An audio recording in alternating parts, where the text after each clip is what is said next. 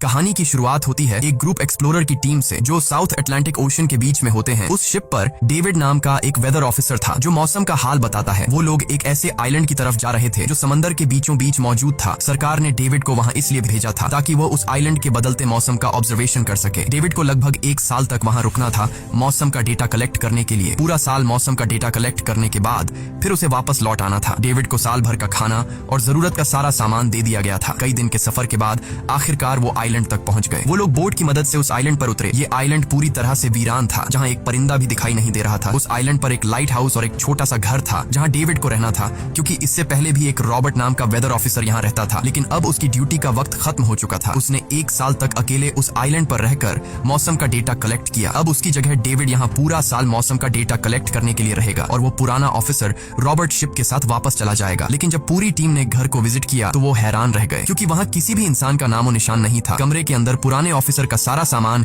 यहाँ वहाँ बिखरा पड़ा था। जिसके बाद कैप्टन और डेविड ने सोचा कि शायद लाइट हाउस में कोई हो सकता है। कैप्टन और डेविड बिना वक्त गंवाए लाइट हाउस की तरफ बढ़ते हैं और वो सब वहाँ एक अजीब नजारा देखते हैं। वो देखते हैं कि पूरा लाइट हाउस तेज और नुकीले लकड़ियों से घिरा हुआ था, जैसे किसी ने जानबूझकर उसे बंद कर दिया हो ताकि कोई भी अंदर न जा सके। जिसके बाद कैप्टन और डेविड ने लाइट हाउस का गेट कई बार नॉक किया, लेकिन अंदर से कोई रिस्पॉन्स नहीं मिला। आखिर में उन्होंने गेट को जोर से धक्का दिया और अंदर घुस गए। लाइट हाउस के अंदर उन्हें एक आदमी मिला जिसका नाम ग्रूनर था। जब उन्होंने ग्रूनर से पुराने वेदर ऑफिसर रॉबर्ट के बारे में पूछा तो उसने जवाब दिया कि वो तो मर गया है। वो समंदर की तरफ गया लेकिन दोबारा कभी लौटकर वापस नहीं आया। ग्रूनर की बातें सुनकर डेविड और कैप्टन दोनों चौंक गए। ये सब सुनने के बाद कैप्टन ने डेविड से कहा, अगर तुम अब भी चाहो तो हमारे साथ वापस चल सकते हो। लेकिन डेविड ने वापस जाने से इनकार कर दिया। डेविड ने सोचा अगर वो सरकार को उस आइलैंड का एक्यूरेट वेदर रिपोर्ट दे पाया तो उसे काफी मोटी रकम मिल सकती है। जिसके बाद कैप्टन ने उसे एक गन दी खुद की प्रोटेक्शन के लिए, और कैप्टन ने डेविड से कहा कि ये जगह मुझे सेफ नहीं दिखाई दे रही, अपना ख्याल रखना। इसके बाद उसे वहीं पर छोड़कर वो सब वापस चल दिए और अब ये दोबारा वापस 1 साल बाद आएंगे। कैप्टन के जाने के बाद डेविड ने घर को थोड़ा सेटल किया, रहने के काबिल बनाया। रात होने के बाद उसे ड्रॉर में एक डायरी मिली जो पुराने वेदर ऑफिसर रॉबर्ट की थी। उस डायरी में आइलैंड के बारे में बहुत कुछ लिखा था। डायरी में एक मिस्टीरियस क्रीचर के बारे में कुछ बातें लिखी गई थी, लेकिन सब कुछ साफ नहीं था, कुछ बातें अधूरी थी। डेविड हर लाइन को ध्यान से पढ़ता गया। उस डायरी में कुछ अजीब तरह के जानवरों के स्केचेस भी बने थे। डेविड को समझ नहीं आया उसने ऐसी पिक्चर्स क्यों बनाई थी। शायद वो अकेला था और टाइम पास के लिए ऐसा किया होगा। डायरी के एक पेज पर पुराने ऑफिसर के वाइफ की फोटो भी लगी थी। डेविड वह डायरी पढ़ते पढ़ते थक गया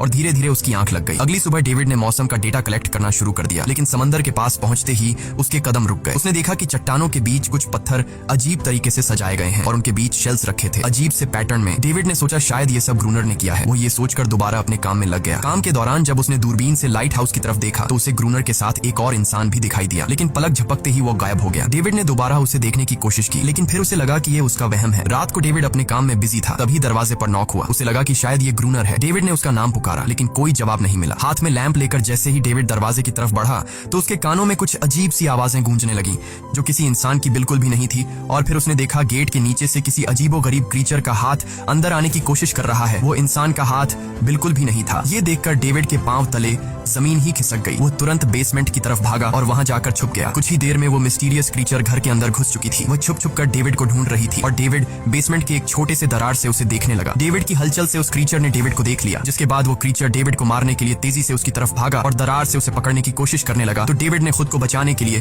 फौरन चाकू उठाकर उसकी आंख में दे मारा। वो क्रीचर चीख के भाग गई, लेकिन वो कभी भी वापस आ सकती थी। और डेविड के दिमाग में ये बात कंफर्म हो गई कि जो डायरी में क्रीचर के बारे में बात लिखी थी वह सच है। डर के मारे वो पूरी रात सो न सका। अगली सुबह जब डेविड घर से बाहर गया तो उसने रेत पर कुछ पैरों के निशान देखे जो किसी इंसान के बिल्कुल भी नहीं थे। वो निशान सीधे समंदर की तरफ जाकर खत्म हो गए थे। अब डेविड को सब समझ आ गया था कि क्यों ग्रूनर ने लाइट हाउस के चारों ओर नुकीली लकड़ियां लगाई हैं। अब डेविड जान गया कि अगर मैं इस घर में रहूंगा तो वो क्रीचर मुझे कभी भी मार सकते हैं। डर के मारे डेविड लाइट हाउस की तरफ दौड़ता है और ग्रूनर को चिल्लाकर कहता है, गेट खोलो, मुझे अंदर आना है। लेकिन ग्रूनर उसे अंदर नहीं आने देता और कहता है, तुझे शिप के साथ लौट जाना चाहिए था। डेविड निराश होकर वापस लौटता है, क्योंकि ग्रूनर उसे लाइट हाउस के करीब भी नहीं देखना चाहता था। वो उसके ऊपर पानी गिराकर उसे दूर जाने को कहता है। अब उसे खुद ही कुछ करना होगा। उसने घर की हर एक विंडो को लकड़ी से बंद कर दिया, चारों तरफ नुकीली लकड़ियों से घेरा बनाया और गेट के बाहर पुराने कागज और किताबें रखी। फिर उन पर तेल छिड़क दिया ताकि अगर वो क्रीचर वापस आए तो उसे आग से डराकर भगाया जा सके। लेकिन एक बात थी जो डेविड अब तक नहीं जानता था और ये बात उसे आज रात पता चलने वाली थी। खुशकिस्मती से उसे घर के अंदर एक पुराना बॉक्स मिला। उस बॉक्स में एक गन थी और बहुत सारी बुलेट्स। ये देखकर उसे जिंदा रहने की थोड़ी सी उम्मीद मिली। जैसे जैसे सूरज ढलने लगा डेविड के दिल में डर बढ़ने लगा। कुछ ही देर में चारों तरफ रात का अंधेरा छा गया। डेविड गन हाथ में लिए घर के एक कोने में चुपचाप बैठा था। उसकी दिल की धड़कनें तेज थीं। तभी एक अजीब आवाज सुनाई दी और जब डेविड ने खिड़की से छुपकर समंदर की तरफ देखा तो जैसे उसके पैरों के नीचे से जमीन ही खिसक गई। उसने देखा कि सिर्फ एक नहीं बल्कि पानी में से कई सारी वही अजीबोगरीब क्रीचर्स उसकी तरफ बढ़ रही हैं। कुछ ही देर में वो सब इकट्ठा होकर कमरे का गेट तोड़ने की कोशिश करने लगे। डेविड ने तुरंत गोलियां चलानी शुरू की, जिनमें से कुछ क्रीचर्स गिरकर मर गए। डेविड को लगा कि गोली की आवाज सुनने के बाद वो डरकर भाग जाएंगे, लेकिन अपने साथियों को मरता हुआ देखकर वो और भी ज्यादा गुस्सा हो गए। तब डेविड प्लान बी अपनाते हुए गेट के बाहर रखे कागजों और पुरानी किताबों को आग लगा देता है। आग देखकर वो क्रीचर्स डर के मारे वापस समंदर में लौट गए, लेकिन अब वही आग डेविड के घर तक पहुंच चुकी थी। घर के दरवाजे ने आग पकड़ ली और धीरे धीरे फैलने लगी, क्योंकि पूरा घर लकड़ी का बना हुआ था। डेविड ने तुरंत एक चादर में खुद को लपेटकर अपनी जान बचाई और बाहर निकलकर लाइट हाउस के पास एक बड़े पत्थर के पीछे छुप गया। क्रीचर्स को शूट करते वक्त डेविड के हाथ में काफी गहरी चोट भी आई। तभी अचानक तेज बारिश शुरू हो गई। आग धीरे धीरे बुझने लगी, लेकिन पूरी रात की बारिश के बाद भी सुबह तक डेविड अपना घर नहीं बचा पाया। पूरा घर जलकर लगभग राख हो चुका था। अब अगर डेविड को जिंदा रहना है तो उसे लाइट हाउस में पनाह लेनी होगी। उसने अपनी राइफल उठाई और लाइट हाउस के पास के पत्थरों के बीच छुप गया और इंतजार करने लगा कि कब ग्रूनर पानी भरने आएगा। जब ग्रूनर पानी भरने के लिए लाइट हाउस से बाहर निकला तो डेविड उसके पीछे पीछे चल दिया, लेकिन तभी अचानक एक अजीब सा क्रीचर जो ग्रूनर के पास ही था उसने डेविड पर हमला कर दिया, लेकिन किसी तरह करके डेविड ने उसे काबू कर लिया। वो क्रीचर ग्रूनर का रक्षक था। जब वह उसे शूट करने वाला था तो ग्रूनर ने तुरंत डेविड को रोका और कहा, रुक जाओ, ये मेरा पालतू है। डेविड ने गोली नहीं चलाई और मौके का फायदा उठाते हुए उसने ग्रूनर के साथ एक शर्त रखी, अगर इस क्रीचर को जिंदा रखना है तो मुझे लाइट हाउस में रहने दिया जाए, नहीं तो मैं इसे मार दूंगा। जिसके बाद ग्रूनर ने हाँ कर दी, क्योंकि डेविड के पास ढेर सारा खाना और गन पाउडर था। शाम होने से पहले दोनों बचा हुआ खाना लेकर लाइट हाउस लौट आए और वो दोनों आराम से सो गए। अगली सुबह वो क्रीचर चुपचाप डेविड का हाथ चाट रहा था। जब डेविड नींद से जागा तो उसने देखा कि इस क्रीचर के चाटने की वजह से उसका हाथ पूरी तरह से ठीक हो चुका है। ये सब देखकर डेविड हैरान हुआ। डेविड अब क्रोनर से इस क्रीचर के बारे में और जानना चाहता था और फिर ये सब दुनिया के सामने लाना चाहता था, क्योंकि ये किसी जादू से कम नहीं था। डेविड ने सोचा, अगर इस क्रीचर का राज दुनिया के सामने हम लाते हैं तो डेविड और क्रोनर दोनों बहुत सारा पैसा और नाम कमा लेंगे। लेकिन क्रोनर को ये सब नहीं चाहिए था। वो इस आइलैंड से कहीं नहीं जाना चाहता था। क्रोनर का अब इस दुनिया में कोई नहीं बचा था। उसके लिए ये आइलैंड परफेक्ट था, जहाँ वो अपने आप को एक किंग समझता था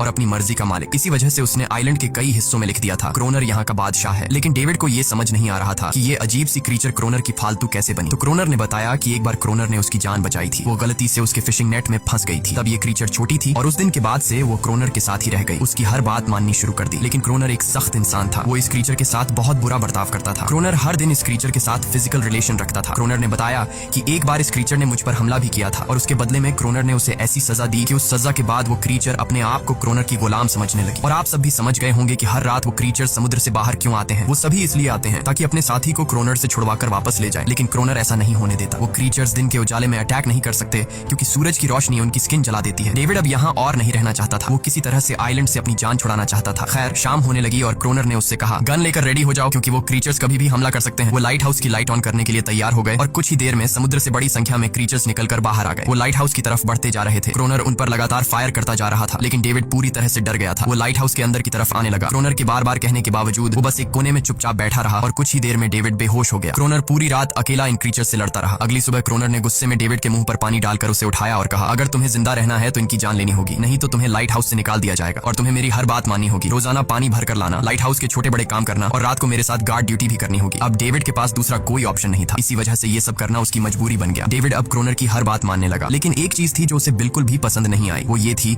कि हर रोज उस फीमेल क्रीचर को अलग अलग तरीकों से फिजिकली टॉर्चर करना। रात होती है, दोनों फिर से गार्ड ड्यूटी के लिए तैयार हो जाते हैं और एक बार फिर वो क्रीचर समुद्र से निकलकर बाहर आते हैं। लेकिन आज डेविड को डर नहीं लग रहा था। उसने क्रीचर पर फायरिंग शुरू की, मगर आज क्रोनर कुछ भी नहीं कर रहा था। वो डेविड को बाहर छोड़कर लाइट हाउस का गेट बंद कर देता है और खुद चुपचाप अंदर बैठ जाता है, ताकि डेविड खुद सीख सके कि इन क्रीचर्स से कैसे लड़ा जाता है। इसी तरह डेविड को लड़ते लड़ते वो रात कट जाती है और सुबह हो जाती है। सुबह क्रोनर ने देखा कि डेविड लाइट हाउस के गेट के बाहर खून में लथपथ बैठा था। अब उसने सीख लिया था कि इन क्रीचर्स से कैसे लड़ना है। इसी तरह समय गुजरता गया, रातों को इन क्रीचर्स से लड़ते हुए और दिन भर क्रोनर के लाइट हाउस के काम संभालते हुए। ये आइलैंड अब उसके लिए एक बंद घर जैसा हो गया था। वो हर वक्त सोचता रहता था कि कब ये जगह छोड़कर आजादी की सांस लेगा। समय के साथ साथ डेविड का उस फीमेल क्रीचर के साथ एक अजीब सी दोस्ती बन गई थी। डेविड को उसके लिए अब बुरा लगने लगा था। अब उसे समझ आया कि अपने लोगों को छोड़कर अकेला रहना कितना मुश्किल होता है। शायद वो क्रीचर भी कुछ ऐसा ही महसूस करती थी। डेविड ने उस क्रीचर को एक नाम भी दिया, अनारियस। इसी तरह से दिन गुजरते गए और फिर एक दिन उन्होंने देखा कि इन क्रीचर्स के अटैक्स धीरे धीरे कम हो रहे हैं। डेविड सोचता है शायद सर्दियों में वो कहीं और चले जाते हैं, या फिर शायद उन्हें समझ आ गया था कि इन दोनों से लड़कर कुछ हासिल नहीं होगा। लेकिन क्रोनर ने उससे कहा कि ऐसा बिल्कुल नहीं है, वो फिर से अटैक करेंगे। अब वो अपनी संख्या बढ़ा रहे हैं। कुछ और दिन ऐसे ही गुजर गए। एक रात डिनर के बाद क्रोनर और डेविड ने टाइम पास के लिए चेस खेलना शुरू किया। लेकिन यहीं पर क्रोनर से एक बड़ी गलती हो गई। वो दोनों खेल में इतने उलझ गए कि लाइट हाउस की लाइट्स ऑन करना ही भूल गए। अंधेरे का फायदा उठाकर क्रीचर्स ने उन पर अटैक कर दिया। डेविड ने देखा कि क्रीचर्स की संख्या इतनी ज्यादा थी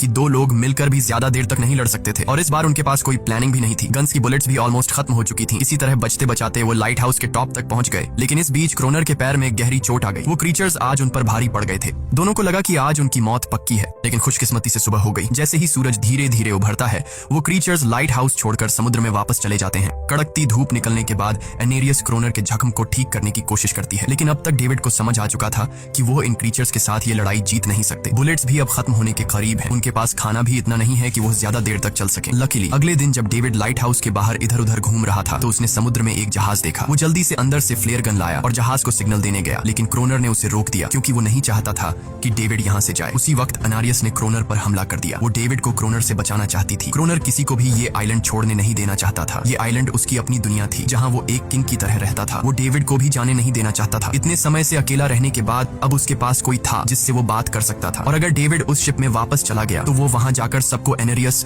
और उनके बारे में बता देगा। इसलिए अब डेविड यहाँ से नहीं जा सकता। धीरे धीरे वो शिप डेविड की आंखों के सामने समुद्र में गायब हो गई। अब उसके पास कुछ भी करने को नहीं था। कुछ और दिन ऐसे ही बीत गए। क्रोनर अब भी डेविड और अनारियस दोनों के साथ बुरा बर्ताव कर रहा था, लेकिन अनारियस को वो खास तौर पर मारता था जो डेविड को बिल्कुल पसंद नहीं था। एक दिन डेविड ने अनारियस को एक छोटी टॉय बोट गिफ्ट में दी जो उसने किसी मछली की हड्डी से बनाई थी, लेकिन जब अनारियस ने उस बोट को देखा तो वो डेविड को आइलैंड के एक ऐसे कोने में ले गई जहाँ सचमुच एक असली बोट रखी थी। जब डेविड ने इस बोट के बारे में क्रोनर से पूछा तो उसने कहा हाँ, उसे पहले से पता था कि आइलैंड के इस हिस्से में एक बोट है। क्रोनर कहता है कि कुछ लोग इस आइलैंड तक बोट के जरिए अपनी जान बचाने आए थे, लेकिन सुबह होने से पहले उनमें से कोई भी जिंदा नहीं बचा। सबको इन क्रीचर्स ने मार दिया। वो सब शिप में गोला बारूद ले जा रहे थे, लेकिन समुद्र में आए तूफान की वजह से उनका शिप इसी आइलैंड के पास डूब गया। ये सब सुनते ही डेविड के दिमाग में एक आइडिया आया। उनके पास एक डाइविंग सूट जैसा कुछ था। डेविड ने कहा कि अगर हम दोनों में से कोई उस सूट को पहनकर समुद्र के उस हिस्से में जाए जहां वो शिप डूबी थी तो हो सकता है उन्हें कुछ बुलेट्स या डायनामाइट मिल जाए जिससे इन क्रीचर्स से लड़ना आसान हो जाए। लेकिन क्रोनर ने इस बात को मानने से इनकार कर दिया, पर डेविड अपनी जान को खतरे में डालकर ये काम करने को तैयार था। कुछ और दिन ऐसे ही गुजर गए। डेविड और अनारियस के बीच एक गहरा कनेक्शन बन गया। डेविड उसे पसंद करने लगा था। इन दोनों को रोमांस करते हुए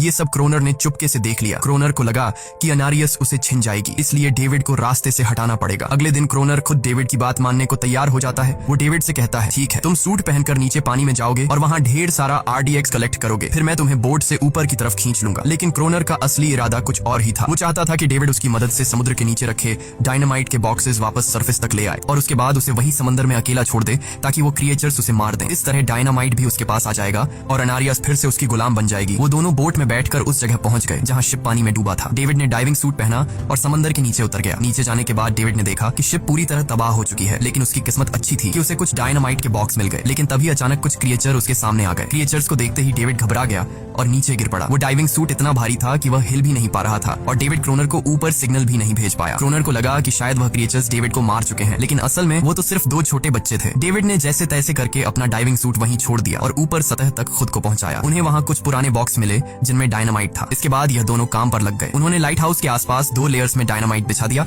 ताकि जब अगला हमला हो तो वे मॉन्स्टर्स को एक ही बार में खत्म कर सकें। कुछ महीने बीत गए और बर्फबारी का मौसम आया, लेकिन एक बार फिर वो क्रिएचर्स गायब हो गए। अचानक से अटैक बंद हो चुके थे, जैसे क्रिएचर्स को खबर मिल गई हो कि उनके लिए जाल बिछाया गया है, इसीलिए अब वो अटैक नहीं कर रहे थे। क्रोनर को लगा कि शायद अनारियस ने उन क्रीचर्स को खबरदार कर दिया है, जिसकी वजह से वो अनारियस पर जुल्म करने लगा, लेकिन डेविड ने उसे रोक लिया। आखिर में दोनों ने मिलकर एक नया प्लान बनाया, लाइट हाउस का मेन गेट खुला छोड़ने का, ताकि जैसे ही वो क्रिएचर्स पास आए डायनामाइट से उन सबको उड़ा दिया जाए। डेविड ने चालाकी से काम लेते हुए अनारियस को लाइट हाउस के टॉप पर चीखने को कहा। एनरिस की आवाज सुनते ही सभी क्रिएचर्स गुस्से से भड़क उठे। क्रिएचर्स ने जब देखा कि लाइट हाउस का मेन गेट खुला हुआ है तो उन्हें लगा कि यह अच्छा मौका है अनारियस को छुड़ाने का, लेकिन असल में यह उनके लिए एक चाल थी। कुछ ही देर में वह क्रिएचर समंदर से बाहर निकलने लगे। वे सीधे मेन गेट की तरफ बढ़े और अंदर घुसते ही डेविड पर हमला कर दिया। डेविड भी हिम्मत दिखाता है और क्रिएचर से जान छुड़ा लेता है। जैसे ही वे सभी क्रिएचर लाइट हाउस के पास पहुंच जाते हैं तो क्रोनर डायनामाइट का लीवर दबा देता है, लेकिन ब्लास्ट नहीं होता। असल में डेविड ने उसका कनेक्शन खोल दिया था और क्रोनर उसे दोबारा लगाना भूल गया था। डेविड तुरंत ऊपर भागता है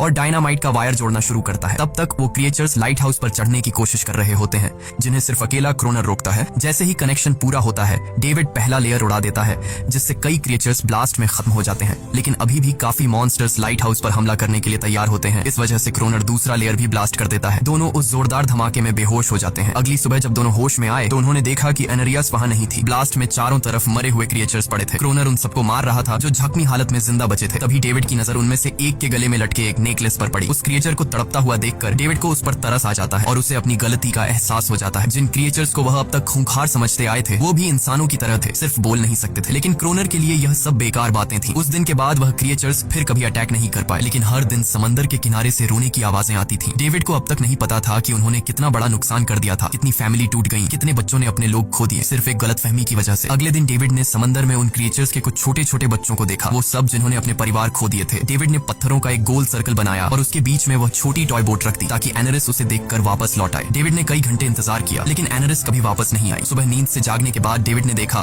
कि क्रोनर सो रहा है। क्रोनर के पास कुछ पुरानी चीजें रखी थी, उनमें एक पुरानी तस्वीर भी थी और जैसे ही डेविड ने उस तस्वीर को देखा वह हैरान रह गया। वह लड़की जिसका फोटो उसने पहले दिन पुराने ऑफिसर रॉबर्ट की डायरी में देखा था वह कोई और नहीं बल्कि क्रोनर की पत्नी थी और फोटो में क्रोनर उसके साथ खड़ा था। असल में 1 साल पहले आए वेदर ऑफिसर रॉबर्ट मरा नहीं बल्कि उसने अपनी पहचान बदल दी थी, यानी क्रोनर ही वेदर ऑफिसर रॉबर्ट है। बस उसने अपना नाम बदल लिया था क्योंकि अब वह कभी इस आइलैंड को छोड़ना नहीं चाहता था। ये सब देखकर डेविड ने भी यह उम्मीद छोड़ दी कि वह कभी इस आइलैंड से जा पाएगा। अगले दिन शाम को जब डेविड समंदर के किनारे गया उसने देखा कि उस सर्कल में रखी छोटी बोट अब वहां नहीं थी, लेकिन उसी जगह पर उसने एक क्रीचर का छोटा सा बच्चा देखा जिसके हाथों में वह बोट थी। डेविड ने अपने हाथ में जलती हुई लकड़ी को उस सर्कल के बीच में फेंक दिया ताकि वह दिखा सके कि उसका इरादा लड़ने का नहीं है और उससे किसी को खतरा महसूस न हो। वह उनके साथ दोस्ती करना चाहता था। कुछ ही देर बाद समंदर की लहरों से एनारिस निकलती है और उसके पीछे पूरा क्रीचर्स का ग्रुप भी समंदर से बाहर आता है, लेकिन इस बार कोई भी डेविड पर अटैक नहीं करता क्योंकि वे भी अब शांति चाहते हैं। उनका इरादा सिर्फ एक सुरक्षित जगह पाने का था अपने बच्चों के लिए। लेकिन तभी वहां क्रोनर हाथ में बंदूक लिए पहुंच जाता है। क्रोनर को लगता है कि अगर शांति हो गई तो उसे सबसे ऊपर होने का एहसास कैसे होगा। डेविड उसे समझाने की कोशिश करता है कि ये क्रीचर्स लड़ना नहीं चाहते, ये शांति चाहते हैं, लेकिन क्रोनर किसी की नहीं सुनता। वो एनेरियस से चिल्लाकर कहता है अंदर चली जाओ, लेकिन ये पहली बार था कि एनेरियस ने उसकी बात नहीं मानी क्योंकि अब वह उसकी नौकरानी नहीं थी। यह देखकर क्रोनर को लगता है कि अब इस आइलैंड पर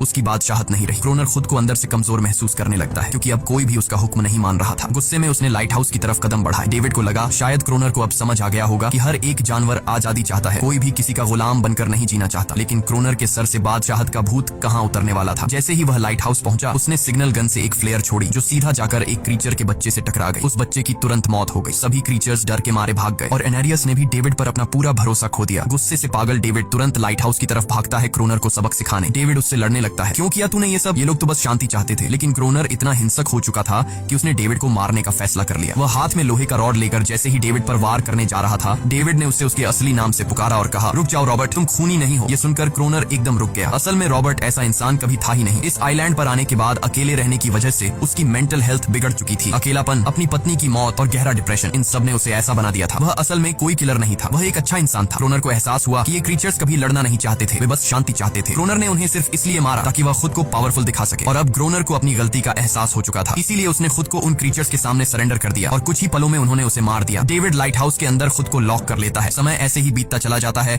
और 1 साल बाद आइलैंड पर एक गवर्नमेंट अफसर आता है, साथ में एक नया वेदर ऑफिसर भी होता है। अब नए गवर्नमेंट अफसर ने इस आइलैंड पर वेदर मॉनिटर की ड्यूटी करनी थी। जब कैप्टन पिछले अफसर के बारे में डेविड से पूछता है तो डेविड भी वही बात करता है कि वह पानी की तरफ गया था लेकिन कभी वापस नहीं आया और वेदर ऑफिसर को भी लगता है कि डेविड ही क्रोनर है। डेविड ने भी उनकी इस गलतफहमी को ठीक नहीं किया। वह चुपचाप बालकनी पर गया और खड़ा हो गया बिना कुछ कहे क्योंकि अब वह भी इस आइलैंड को छोड़ना नहीं चाहता था, बिल्कुल क्रोनर की तरह। इसी दौरान एनेरिस भी अपने परिवार के साथ खुश थी। अब उन्हें किसी क्रोनर जैसे आदमी का डर नहीं था। अब वे आइलैंड पर भी और समंदर में भी आजादी से जी सकते थे। इसी के साथ कहानी खत्म हो जाती है। अगर वीडियो आपको अच्छी लगी हो तो हमारे चैनल को जरूर सब्सक्राइब कीजिए।